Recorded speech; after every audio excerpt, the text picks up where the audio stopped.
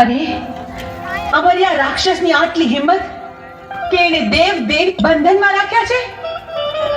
આ 33 કરોડ દેવીઓને હું અમરિયાના બંધનમાંથી મુક્ત કરું છું.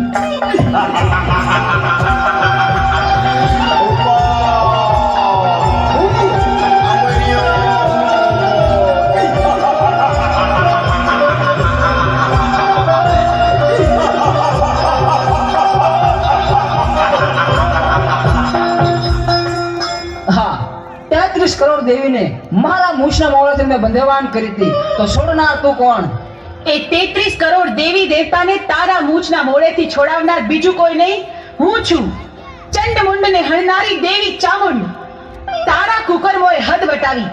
હવે તારો અંત નજીક છે. હું તારી સાથે યુદ્ધે ચડી તારો નાશ કરીશ.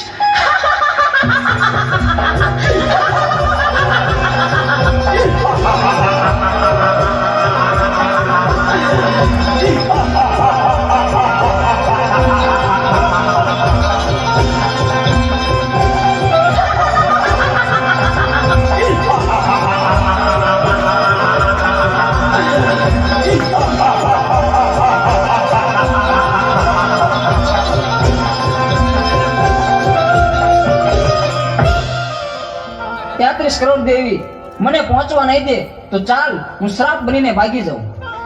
અમરિયા, તું સાપ બનીશ તો હું તારી પાછળ નોળિયો બનીને આવીશ, પણ આજે તને જીવતો નહીં છોડું. ઊભો રે.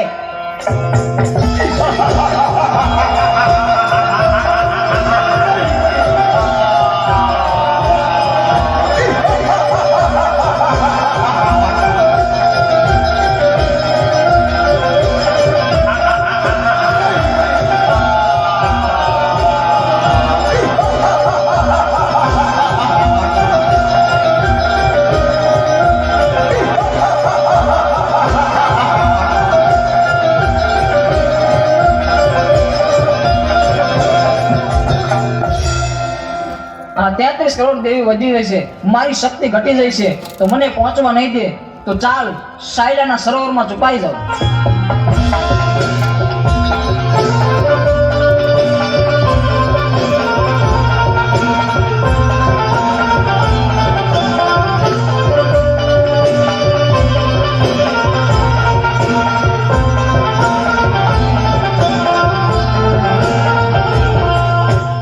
અમરિયા, ભલે તું સાયલાના સરોવરમાં સંતાયો, પણ મારી પાસે એનો પણ ઉપાય છે. મારી બહેનોની મદદથી તારો સંહાર કરીશ. બહેનો, અમરિયો રાક્ષસ મારાથી ભાગીને સાયલાના સરોવરમાં સંતાયો છે. હાલો, આપણે બધી બહેનો ભેગી મળી આખા સરોવરનું પાણી ખોબલે ખોબલે પી જાય. સાયલાના સરોવરને ચરણામૃત નો બનાવું તો હું ચોટીલાની ચામુંડ નહીં.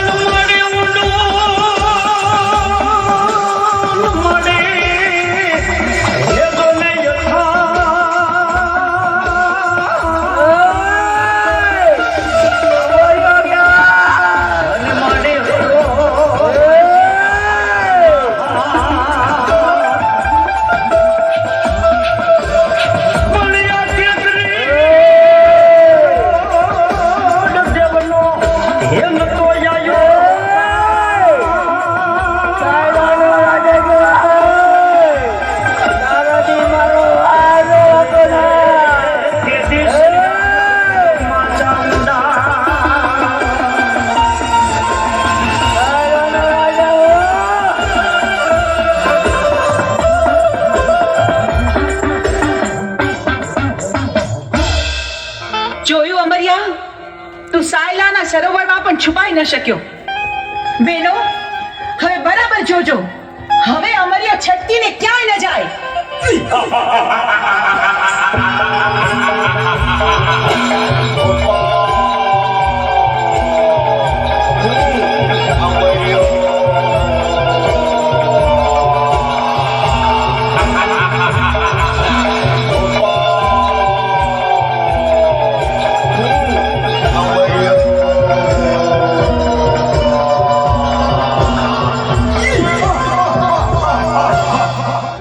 કરોડ દેવી વધી રહી છે અને મારી શક્તિ ઘટી જાય છે, તો હવે મને જીવવા નહીં દે.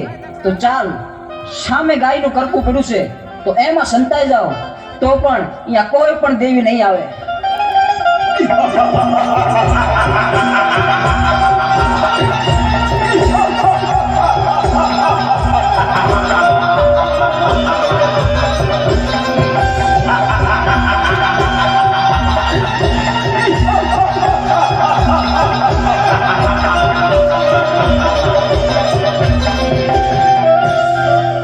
અરે, આ અમર્યો તો ગાયના કરકામાં ભરાયો, પણ આ હાડપિંજરને અડીતો તો આપણે અભડાઈએ. પણ અમર્યા રાક્ષસનો સંહાર તો કરવો જ પડશે. તો બહેનો, ચાલો આપણે બધી બહેનો આપણા અંગનો મેલ કાઢી એમાંથી એક બાળકી પ્રગટ કરી